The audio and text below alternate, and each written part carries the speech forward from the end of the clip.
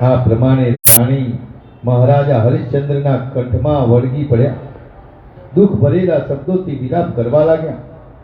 રાણીના વચન સાંભળીને રાજાએ ઊંડો નિશાસો નાખ્યો અને સાથે સાથે ચાંદાર થયા ત્યાં સુધીની બધી જ વાત રાણીને કહી સંભળાવી. બધી વાત રાણીએ રાજાને કહી. તે સાંભળીને રાજા બેસુધ થઈ ગયા.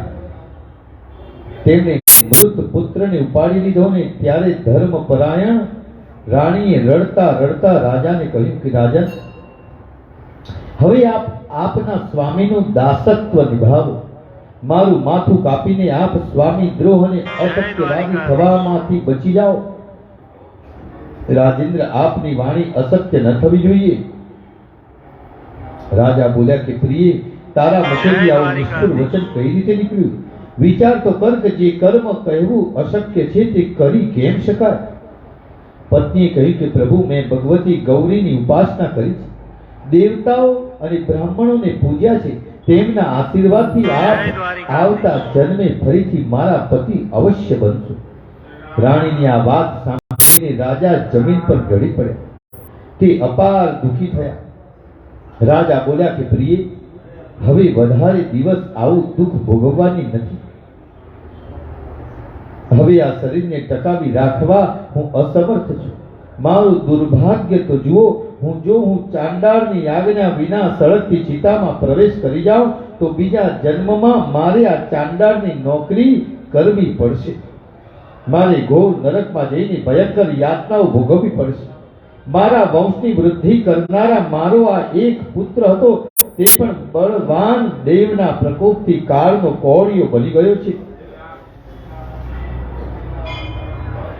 જો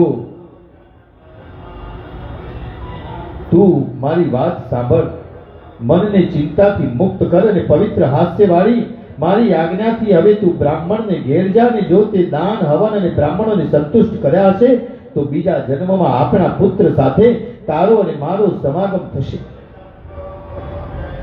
આમ એકાંતમાં મસ્કરીના રૂપમાં પણ મેં તને ક્યારે અનુચિત કહ્યું નથી.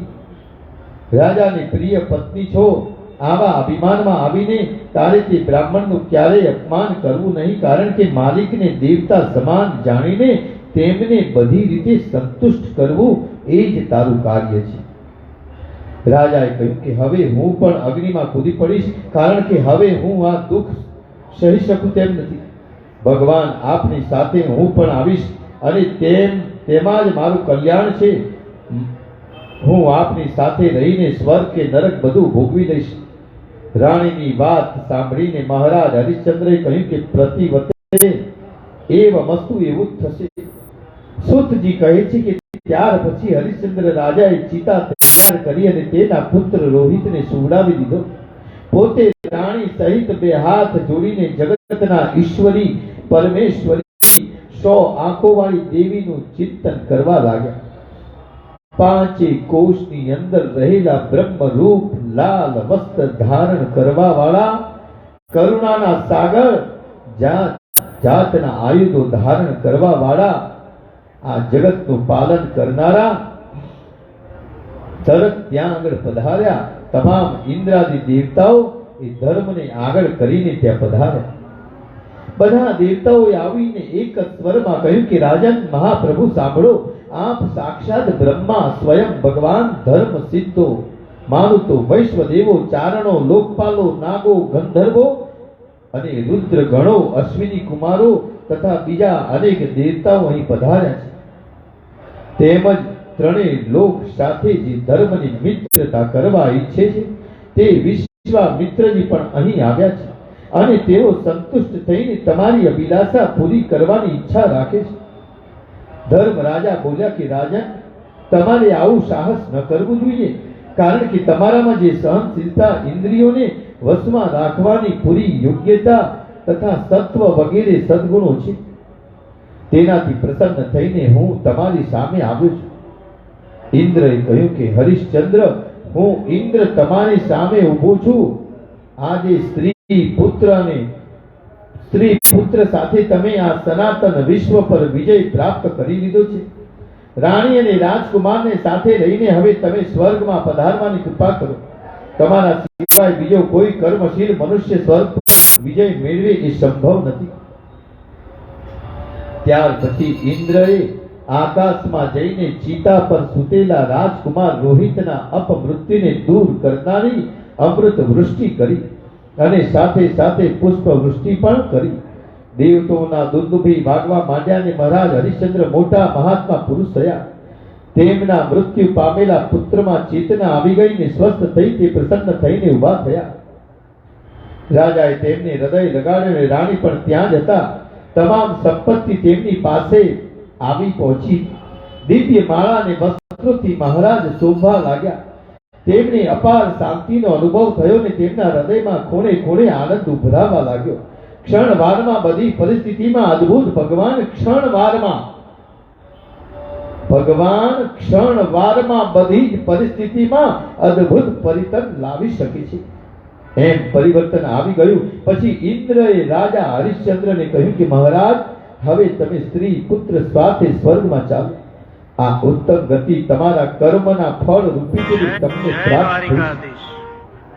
હરિશ્ચંદ્રએ કહ્યું કે દેવરાજ, મારો માલિક ચાંડાળ છે. મેં તેની પાસે આજ્ઞા લીધી નથી અને તેની રજા વિના હું સ્વર્ગમાં નહીં આવી શકું. ત્યારે ધર્મરાજાએ કહ્યું કે રાજન, દેવ યોગે તમને દુઃખ પ્રાપ્ત થવાનું હતું, તેથી હું જ માયાથી એ ચાંડાળ બન્યો હતો. તમે ચાંડાળનું સ્થાન જોયું તે પણ મારી માયાથી રચેલું હતું. ઇન્દ્રએ કહ્યું કે હરિશ્ચંદ્ર, પૃથ્વી મંડળના બધા મનુષ્યો જેને મેળવવા માટે પ્રાર્થના કરે છે તે દિવ્ય સ્થાન પર પધારો. પુણ્યાત્મા જીવો જ તે સ્થાન પર જવાના અધિકારી છે. ત્યારે મહારાજા હરિશ્ચંદ્ર બોલ્યા કે હે દેવરાજ, આપને પ્રણામ છે. મારી એક વિનંતી સાંભળો. અયોધ્યાના લોકો મારા દુઃખને પોતાનું દુઃખ ગણીને અત્યારે સમય વ્યતીત કરી રહ્યા છે. આવી સ્થિતિમાં હું એમને મૂકીને સ્વર્ગમાં કેવી રીતે આવું? ગૌ હત્યા, બ્રહ્મ હત્યા, સ્ત્રી હત્યા અને મદિરા પાન આ મહાપાપ છે. પોતાના ભક્તોને છોડી દેવા એ પણ આવું જ મહાપાપ છે. તેથી શ્રદ્ધાળુ વ્યક્તિનો ત્યાગ કરવો, તેને છોડનાર સુખી કઈ રીતે થઈ શકે? તેથી હે ઇન્દ્ર, હું આ શ્રદ્ધાળુ વ્યક્તિઓને મૂકીને સ્વર્ગમાં નહીં આવું. કૃપા કરી આપ અહીંથી પ્રસ્થાન કરી જાઓ. જો મારી સાથે આ બધા લોકોને લઈ જવાની વ્યવસ્થા થઈ શકે તો હું આવીશ. નરકમાં જવું પડે તો નરકમાં જઈશું. ઇન્દ્રએ કહ્યું કે અયોધ્યાના તે પ્રજાજનો અનેક પ્રકારના પાપ કરી ચૂક્યા છે. પૃથ્વીપતિ સ્વર્ગ સાધારણ વ્યક્તિ માટે ઉપયોગી બને એવો આગ્રહ તમે કેમ રાખો છો? હરિશ્ચંદ્રએ કહ્યું કે એ રાજાનું અંગ છે, તેની કૃપાથી રાજ્ય ભોગવવાનો સુયોગ સાંપડે છે. પ્રજાની મદદથી જ મોટા મોટા યજ્ઞો દ્વારા દેવતાઓની ઉપાસના થઈ શકે છે. હે દેવરાજ, મેં જે કાંઈ શ્રેષ્ઠ કાર્ય કર્યું છે, દાન, યજ્ઞ અને જપ વગેરે સામાન્ય કર્મોના પ્રભાવથી મને જે કંઈ ફળ મળવાનું છે તથા તે ઉત્તમ કર્મના ફળ રૂપે લાંબા કાળ સુધી સ્વર્ગ પ્રાપ્તિનો હું અધિકારી બન્યો છું, તે બધા સત્કર્મો વહેંચવાથી એક દિવસ માટે પણ તે નાગરિકો સાથે સ્વર્ગમાં રહેવાનો અવસર મળી જાય તેવું હું ઈચ્છું. બધાના અધિષ્ઠાતા ઇન્દ્રએ એવું જ થશે એમ કહીને રાજાની વિનંતી સ્વીકારી લીધી. વિશ્વામિત્રજી અત્યંત પ્રસન્ન થયા અને પછી બધા મહાનુભાવો અયોધ્યાપુરીમાં ગયા, જે ચારે વર્ણના લોકોથી ખીચોખીચ ભરેલો હતો. ધર્મમાં અતૂટ શ્રદ્ધા રાખનારા મહારાજા હરિશ્ચંદ્રએ પણ પ્રજાજનોને કહ્યું કે આપણે બધા સાથે હવે સ્વર્ગમાં જઈશું. સૂતજી કહે છે કે દેવરાજ ઇન્દ્રની વાત સાંભળીને રાજા હરિશ્ચંદ્ર પર નાગરિકો અત્યંત પ્રસન્ન થયા. જે સાંસારિક કાર્યોથી નિવૃત્ત થઈ ગયા હતા તેઓ સાંસારિક કાર્યનો ભાર તેમના પુત્રોને સોંપીને સ્વર્ગમાં જવા માટે તૈયાર થઈ ગયા. બધાને લઈ જવા માટે વિમાન તૈયાર હતા ને લોકો સૂર્ય જેવા તેજસ્વી બની ગયા. આનંદ થઈ ગયો ને રાજા હરિશ્ચંદ્રે તેમના પુત્ર રોહિતનો અયોધ્યાની ગાદી પર અભિષેક કર્યો. તેમના રાજ્યમાં કોઈ વ્યક્તિ દુખી ન હતો. હરિશ્ચંદ્રજી તેમના પુત્રને મળ્યા. તેમણે મિત્રો વગેરેનું સન્માન કરીને ત્યાર પછી તે પુણ્યથી પ્રાપ્ત થનારા દેવતાઓ માટે પણ પરમ દુર્લભ એવી શ્રેષ્ઠ કીર્તિ મેળવી. સ્વસંચાલિત અને ઘંટડીઓથી શોભતા વિમાનમાં તે બેસી ગયા. તે અદ્ભુત દ્રશ્યને જોઈને મહાભાગ શુક્રાચાર્યજીએ દૈત્યના ગુરુ અને તમામ શાસ્ત્રોના જે પ્રકાંડ વિદ્વાન છે તે શુક્રાચાર્યજી એક શ્લોક કહ્યો. કયો શ્લોક કહ્યો કે અહો તિતિક્ષા મહાત્મ મહો દાન ફલમ મહ યદા ગતો હરિશ્ચંદ્રો મહેન્દ્રસ્ય સલોકતા. શુક્રાચાર્યજી બોલ્યા કે તિતિક્ષાનો મહિમા અને દાનનું ફળ એ બધાથી શ્રેષ્ઠ છે. તેથી રાજા હરિશ્ચંદ્રને ઇન્દ્રના લોકમાં જવાની સુવિધા પ્રાપ્ત થઈ. હરિશ્ચંદ્રના ચરિત્રથી સંબંધિત આ સંપૂર્ણ પ્રસંગનું વર્ણન રાજાને કરે છે. જે દુઃખી વ્યક્તિ આ ચરિત્રને સાંભળે છે અથવા વાંચે છે તો તે સુખી થઈ જાય છે. સ્વર્ગ પ્રાપ્તિ માટે જે આ પ્રસંગને સાંભળે છે તે સ્વર્ગ અને પુત્રની ઈચ્છાથી સાંભળનારને પુત્ર પ્રાપ્ત થાય છે. આના પ્રભાવથી સ્ત્રીની ઈચ્છા રાખનારને સ્ત્રી અને રાજ્યની ઈચ્છા રાખનારને રાજ્યની પ્રાપ્તિ થાય છે. બોલીએ શ્રી રોકડનાથ મહાદેવ કી જય. જગદંબાના એ દુર્ગા શતાક્ષી અને શાકંભરી જે નામો પડ્યા એનો ઇતિહાસ અહીંયા આગળ ભગવાન આપણને જણાવે છે કે રાજાએ જે ભગવતી શતાક્ષીના ચરણોની ઉપાસના કરી હતી તે કલ્યાણરૂપી ભગવતી શતાક્ષી કેમ કહેવાયા એ બધા તમે અમને કારણો જણાવો. ત્યારે વ્યાસજી જન્મેજય રાજાને ફરીથી જણાવે છે કે રાજન, ભગવતી શતાક્ષીના પ્રાગટ્યની પવિત્ર કથા છે એ હવે તમે સાંભળો. ભગવતી પરમ ઉપાસક, તમે ભગવતીના પરમ ઉપાસક છો, તેથી મારી સમજ પ્રમાણે એવી કોઈ કથા નથી જે તમને કહી ન શકાય. પ્રાચીન કાળમાં દુર્ગમ નામનો એક ભયંકર આકૃતિ વાળો મહાન રાક્ષસ હતો, દૈત્ય હતો. તે હિરણ્યાક્ષનો વંશજ હતો અને તેના પિતા રૂરુ રાજા હતા. દેવતાઓનું બળ વેદ છે અને વેદો લુપ્ત થઈ જશે તો દેવતા પણ રહેશે નહીં. તેથી સર્વપ્રથમ વેદોને નષ્ટ કરી નાખવા એવો વિચાર કરીને તે દૈત્ય તપ કરવા હિમાલય પર્વત પર બેઠો. તેણે બ્રહ્માજીનું ધ્યાન ધરીને તેને માત્ર વાયુના આધારે 1000 વર્ષ સુધી તપ કર્યું. તેના તપથી તેજથી દેવતાઓ અને દાનવો બધા સંતપ્ત થઈ ગયા. ત્યારે ખીલેલા કમળ જેવા સુંદર મુખોથી શોભતા ચતુર્મુખ બ્રહ્માજી પ્રસન્ન થઈ અને દુર્ગમ સમાધિસ્થ હતો. તેની આંખો બંધ હતી ને બ્રહ્માજીએ તેને સાંભળતા કહ્યું કે તારું કલ્યાણ થાવ, તારે જે વરદાન જોઈતું હોય તે માંગો. બ્રહ્માજીના મુખેથી આ વાત સાંભળીને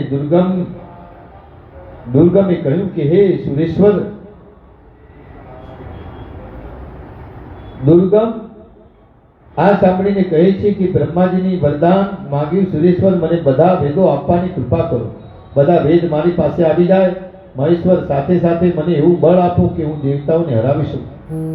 દુર્ગમની આ વાત સાંભળીને ચારે વેદોના અધિષ્ઠાતા બ્રહ્માજી એવું થશે કહીને સત્યલોકમાં ચાલ્યા ગયા. બ્રહ્માજીના વરદાનના પ્રભાવના કારણે બ્રાહ્મણોને બધા વેદોથી વિસ્મૃતિ થઈ ગઈ. સ્નાન, સંધ્યા, નિત્ય હોમ, શ્રાદ્ધ, યજ્ઞ અને જપ વગેરે વૈદિક ક્રિયાઓ નષ્ટ થઈ ગઈ. પૃથ્વી મંડળ પર હાહાકાર થઈ ગયો. બ્રાહ્મણો આશ્ચર્ય પૂર્વક પરસ્પર રહેવા લાગ્યા. આ શું થઈ ગયું? હવે વેદના અભાવમાં આપણે શું કરીશું? આ પ્રમાણે પૂરા આખા જગતમાં મોટો અનર્થ પેદા થઈ ગયો. તેઓ દુર્બળ થઈ ગયા અને સાધારણ રીતે બ્રાહ્મણોની પાસે વૃદ્ધત્વ આવી શકતું ન હતું. તેવા બ્રાહ્મણો પણ વૃદ્ધ થઈ ગયા અને પછી તે દૈત્યે બળપૂર્વક અમરાવતીને ઘેરી લીધું. જય દ્વારિકાધીશ. દુર્ગમનું શરીર વજ્ર જેવું મજબૂત હતું. દેવતાઓ તેની સામે લડી શકવા અસમર્થ હતા. તેથી તે ભાગી ગયા. આ પ્રમાણે ભયંકર અશુભ સમય આવી જવાથી બ્રાહ્મણો ભગવતી જગદંબાની ઉપાસના કરવા માટે હિમાલય પર્વત પર ગયા અને સમાધિ ધ્યાન અને પૂજા કરીને તેમને દેવીની સ્તુતિ કરી. તેમને નિરાહાર રહીને મનને ભગવતીમાં જોડી દીધું. દેવીની શરણમાં જઈને તેમની સ્તુતિ કરવા લાગ્યા. હે પરમેશ્વરી, અમારા લોકો પર દયા કરો અને અંબિકા, અમે ખૂબ જ અપરાધી હોવા છતાં અમારા પર કૃપા ન કરવી એ આપને શોભાતું નથી. આપની પ્રેરણાથી જ દુષ્ટ દૈત્ય જગતને ત્રાસ આપી રહ્યો છે, તો તેને શાંત કરવા માટે તમે કંઈક જગદંબિકા પ્રસન્ન થાઓ. નેતિ વાક્યથી જેનો સંકેત કરે છે તે સર્વ કારણ સ્વરૂપિણી ભગવતીના અમે શરણાગત છીએ. આ પ્રમાણે બ્રાહ્મણોએ પ્રાર્થના કરવાની ભગવતી પાર્વતી જે ભુવનેશી અને મહેશ્વરી નામોથી પ્રસિદ્ધ છે, તે શક્તિએ પોતાના અનંત નેત્રોથી સંપન્ન દિવ્ય રૂપના દર્શન કરાવ્યા. તેમનું વિગ્રહ કાજળના પર્વત જેવું હતું, આંખો નીલકમલ જેવી હતી અને ખભા એ ઊંચા વિશાળ હતા. મોટા ધનુષ્યથી તેમની ભુજાઓ એ ભગવતીનું એમની ભુજાઓ શોભી રહી હતી. સુંદરતાની સીમા જેવું ભગવતીનું વિગ્રહ કરોડો સૂર્ય જેવું પ્રકાશિત હતું. બ્રાહ્મણો સાથે મળીને ભગવતીની સ્તુતિ કરવા લાગ્યા કે હે માતા, અમે ભૂખથી પીડાયા છીએ, તેથી અમારા